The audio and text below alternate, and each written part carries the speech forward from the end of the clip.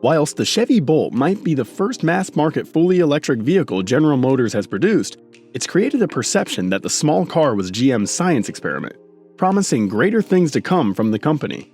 And in the space of 2 years, GM not only revealed the Ultium powertrain recipe, but showed the world the first 2 upscale EVs to be underpinned by this promising architecture: the reborn GMC Hummer and the company's new halo car, the Cadillac Lyriq. Before we go on, like this video, smash the subscribe button, and click the notification bell so you don't miss any of our videos.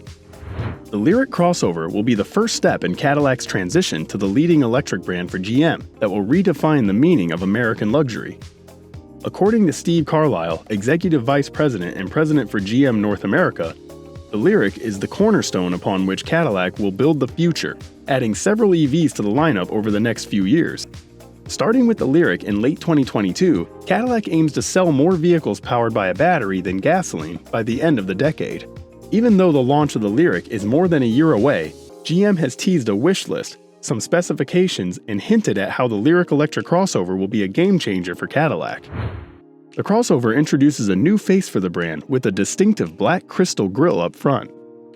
The grille and vertical slim LED signature lighting are part of a lighting performance that greets the owner. So as the driver approaches the car, they'll be greeted by a light show as the car recognizes the person. One of the coolest tricks in the show will be the way that the crest lights up in the center.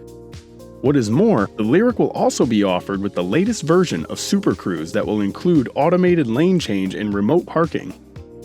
As for the powertrain, although no one at Cadillac has confirmed that the Lyriq will be sitting on the Ultium platform, the wish list they have shared would certainly seem to indicate this.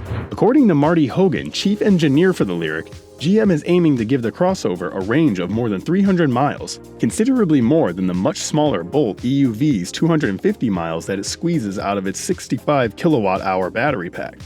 So, even taking into consideration that the Lyriq will probably have a battery capacity north of 85 kilowatt-hour, it would still hint at new chemistry, probably the Ultium pouch cells, complete with wireless management.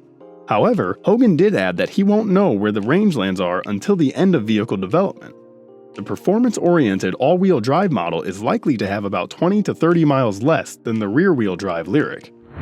Although GM claims the crossover will allow for 150 kilowatt fast charging, the company also seems to think that Caddy customers would be willing to rewire their houses to take advantage of the car's 19 kilowatt Level 2 charging capability. What potential customers will appreciate is the Cadillac's 50-50 weight distribution and center of gravity that's about 100 millimeters lower than the Cadillac XT5, which promises to give the crossover excellent handling. The driver will also get to view the world through a dual-plane augmented reality-enhanced heads-up display, whilst a 33-inch diagonal advanced LED screen that spans the entire viewing area of the driver will allow the passengers to interface with the vehicle. Although GM hasn't confirmed where the Lyriq will be produced, it seems likely that the $35 million in incentives approved by the State Funding Board of Tennessee will be used for converting GM's Spring Hill assembly plant in Maury County into its third U.S. EV plant. It therefore seems likely that the automaker will manufacture electrified Cadillacs in Spring Hill starting with the Lyriq. With GM planning on spending $2 billion on the Spring Hill factory, the financial incentives will be used for hires, job training, and retention of 2,000 full-time employees for the new vehicle project.